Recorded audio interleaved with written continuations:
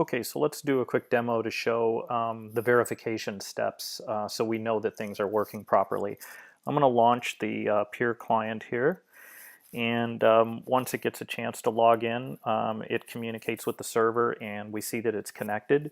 Now it's saying here that they each have 7 files, so to verify this I can go in here to the first one and I can go down here to the drive and I see the files that it has, which is C2A.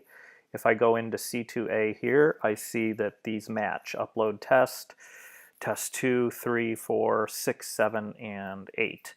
And if I want to add a new one, I can do that. I'll add one here. Sure enough, it's added there, so that's good.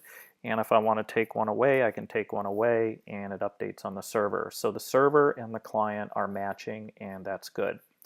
Now, test 2 happens to be in both of these. If I go into each, I see that. So that means that when I search on test 2 over here, I should see 2 peers.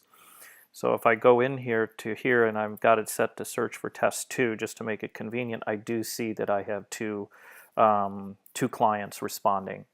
So if I pop out of here and let's go back into this guy, and I'm going to delete that out of C2A so it no longer has it. Notice the files over here now on the server say 6. So now I'm going to go back and I'm going to do a search for test, and I only get 1 this time. And that's the behavior I would expect as well. So let's say that I am in here and I see that I don't have that file, right? So what I'm going to do is download that file. So what I can do is go into the search, and I'm going to search for that file, and then I'm going to download it.